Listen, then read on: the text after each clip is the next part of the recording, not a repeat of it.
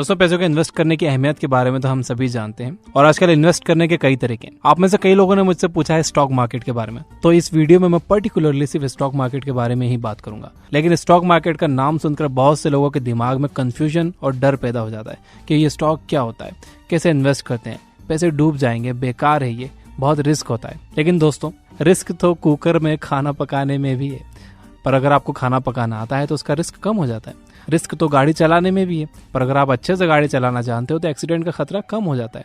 ठीक उसी तरह स्टॉक मार्केट में भी रिस्क है और आप इस रिस्क से कभी भी नहीं बच पाओगे। लेकिन अगर आपके पास सही नॉलेज है तो आप इस रिस्क को काफी हद तक कम कर सकते हो। इसके बाद बहुत से लोगों का मानना है कि स्टॉक मार्केट एक जुआ है। हाँ, अगर आपको इसके बारे में कुछ नहीं पता और फिर भी आप उसमें इन्वेस्ट किए जा रहे हो तो ये आपके लिए एक जुआ ही है। आपको यहाँ समझना होगा कि रिस्क में और कैलकुलेटेड रिस्क में फर्क होता है। आपको स्टॉक मार्केट में कैलकुलेटेड रिस्क लेना होगा। कैलकुलेटेड रिस्क कैसे लेते हैं, आइए देखते हैं। सबसे पहले आप ये डिसाइड करो कि आप कितना रिस्क ले सकते हो। अगर आप यंग हो और महीने में अच्छा पैसा बचा लेते हो तो आप स्टॉक मार्केट में ज्यादा रिस्क ले सकते हो। लेकिन अगर आप 60 साल के हो तो आपको कम रिस्क लेना होगा। साथ ही आप ये देखो कि आप जो रिस्क ले रहे हो उस पर आपको कितना प्रॉफिट मिल रहा है। अगर आपको फायदा सिर्फ 5 रुपए का हो रहा है लेकिन 20 रुपए का नुकसान होने का चांस है तो आपको इस तरह का इन्वेस्टमेंट नहीं करना चाहिए। तो सबसे पहले हम स्टॉक मार्केट की ABCD जान लेते हैं ताकि आपको इसके बारे में पता लग जाए।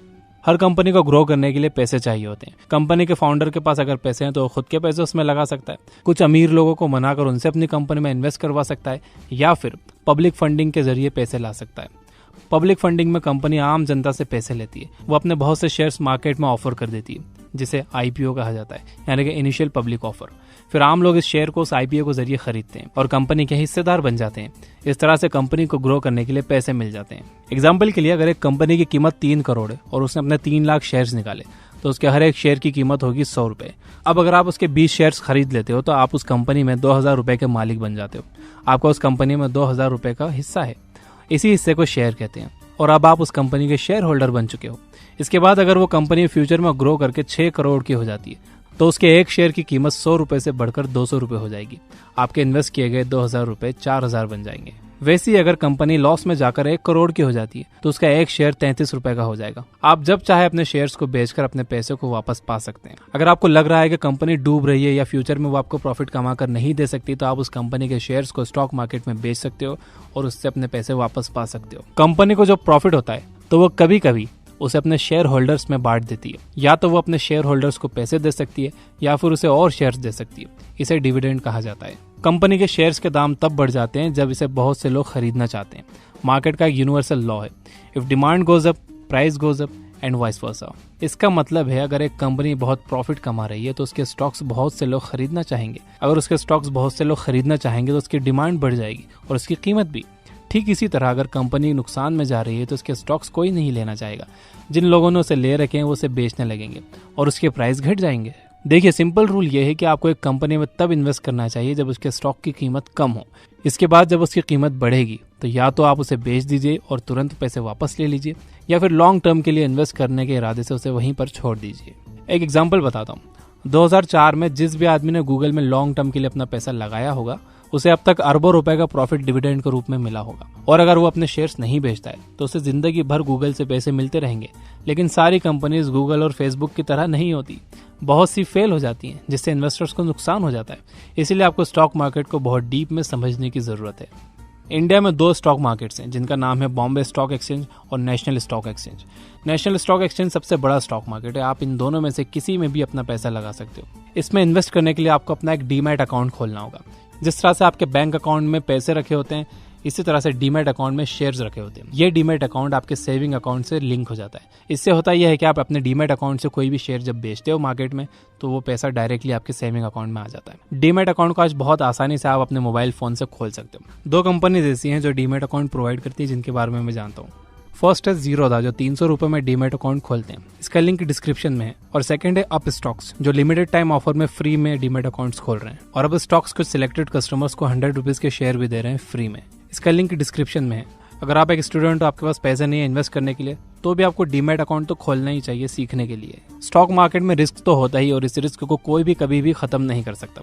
अगर आप जिंदा हो तो मरने का रिस्क कहीं ना कहीं हमेशा होता ही है, लेकिन इसका मतलब ये नहीं है कि आप लापरवाही से अपना दिन बिताओ, रोड देखकर क्रॉस ना करो या फालतू के 10 फ्लोर की बिल्डिंग में ऊपर शक्तिमान बनने की कोशिश करो। ठीक उसी तरह स्टॉक मार्केट में भी रिस्क कम किया जा सकता है अगर आप कुछ बातें मानिए। सबसे पहले एक्सपर्ट से कांटेक्ट बनाओ। आपके कांटेक्ट में जितने ज्यादा एक्सपर्ट्स होंगे, स्टॉक मार्केट में आपके कामयाब होने के चांसेस उतने ज्यादा होंगे। इसके बाद किसी एक्सपर्ट की बात पर सिर्फ इसलिए भरोसा मत करो क्योंकि वो एक्सपर्ट है। आप खुद भी हमेशा इसके बारे में और जानते रहो, इससे रिलेटेड बुक्स पढ़ते रहो, ताकि आपको हमेशा इन एक्सपर्ट्स पर डिपेंड ना रहना पड़े और आप खुद भी एक दिन एक्सपर्ट बन जाओ। साथ ही आपको एक बात और ध्यान में रखने की जरूरत है, सारे एक्सपर्ट्स हों ये जरूरी नहीं है। कुछ एक्सपर्ट्स को कंपनीज पैसे देती हैं ताकि वो लोग अपने फॉलोअर्स से बोल सके कि उनकी कंपनी के ग्रो करने की बहुत पॉसिबिलिटी है। इसीलिए वो एक्सपर्ट्स उस कंपनी में पैसा लगाने के लिए आपको बोल सकते हैं जिसने उन्हें इसके लिए पैसे दिए हैं। इसलिए ये बहुत जरूरी है कि आप आंख बंद कर इन लोगों की बात ना सुनो। एक स्टॉक मार्केट एक्सपर्ट है जो टेलीग्राम चैनल चलाते हैं, जो बिगिनर्स को मार्केट के बारे में बताते हैं, उनकी हेल्प करते हैं। उनका लिंक भी मैंने डिस्क्रिप्शन में दे रखा है। दूसरी बात जो आपको ध्यान में रखनी चाहिए वो ये कि किसी भी कंपनी में इन्वेस्ट करने से पहले उसका बैकग्राउंड जरूर चेक करो। ये देखो कि पिछले कुछ सालों में कंपनी ने कितना प्रॉफिट कमाया है, उसने अपने शेयर होल्डर्स को कितना डिविडेंड दिया है, उसके फाउंडर्स कैसे हैं, उसका मैनेजमेंट कैसा है, उस कंपनी की टीम कैसी है।